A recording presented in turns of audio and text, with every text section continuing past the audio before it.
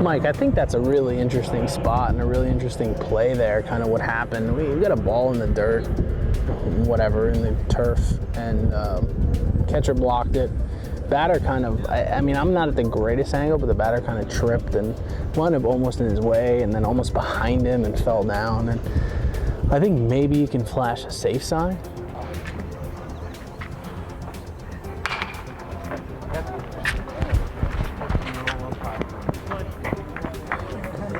Mark, let's really work on that pause, read, react. You know, it's kind of from your good old days of two-man and in pro ball, you know. Pause, read, react, same thing there. I mean, obviously what you're doing when you react to it being a non-trouble ball is a little different than three-man, but you know, same concept. Let's get back to that.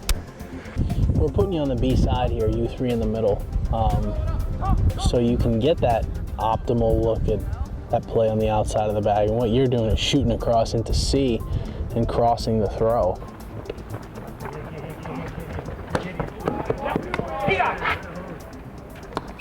I think if we were at umpire school, they'd say walk it off and see how far you are away.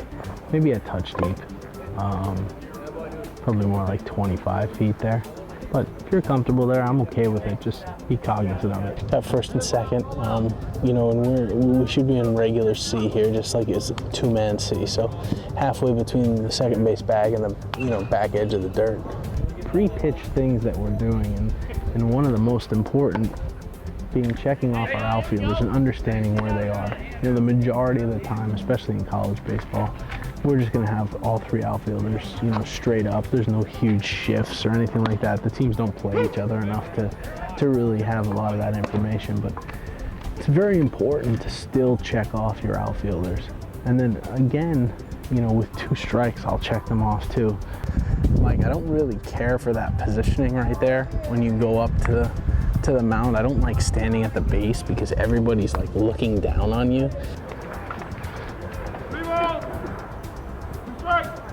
That's that same thing, Levante, with the count.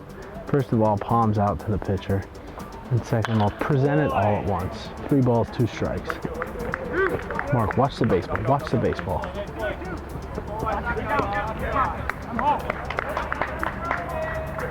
Mike, good job getting back to that side when you could. You know, you recognized there wasn't going to be an initial play there, and then you kind of jumped outside behind on the backside, knowing that Levante's got you covered up at third, and there's no chance he's going back to first. So that's a nice job there. Go hard. Mark, same thing. I think Danny's got it on video here.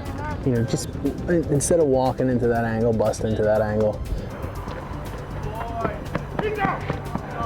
Mike, phenomenal. You recognized what was happening. You dropped into the third base coach's box, and you really got in that wedge. I don't think there was much of an adjustment. I think your initial starting position wound up kind of being where the wedge was. On a steel blade, just turn and look.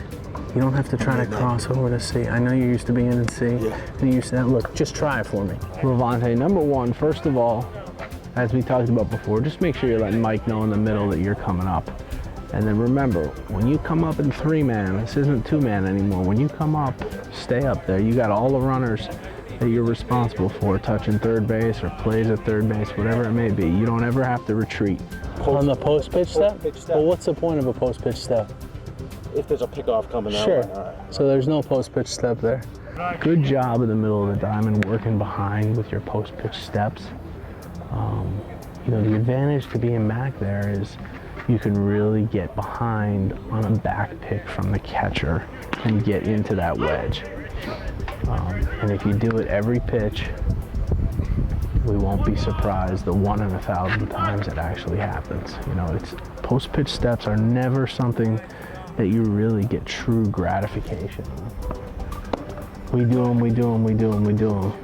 And we go through game after game after game after game with no back picks, no pickoffs, no nothing, where post-pitch steps gives us that feeling. And then we have that one game where it happens. And all those post-pitch steps have paid off because you're in the right spot at the right time. When you're in B slot and there's a steal at second base, just turn and look. Don't, every time that there's a throw coming, you're crossing over to the C side.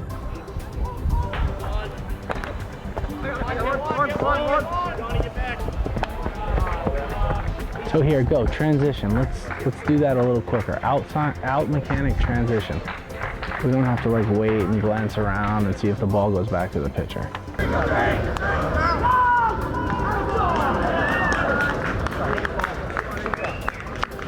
Mark, good job lining up the tag. Just remember the last piece of that kind of play there, and I think we drilled it was second only, ball to center field, line up the tag, take the tag, ball goes to third base. Matt's in the wedge, perfect position on a call. You just hook behind second base, just in case something crazy happens. We have a rundown. Now we got both ends covered, you know. No real reason to stay in the middle there. Kind of where you were, let's hook behind, just in case we have anything back to second base.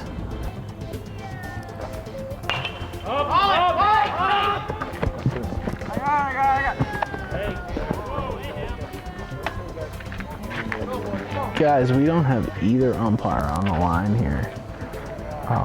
Levante, obviously you're primary there. You got to be on the line. Hit your belt buckle right on the line there. You have a fair foul decision.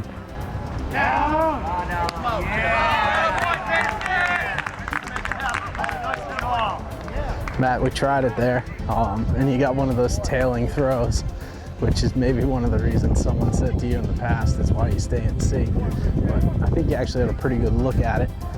Make sure you stay chest the ball so we can make an adjustment there like you did, not get hit by the ball, still get the call. Good job. A lot to talk about.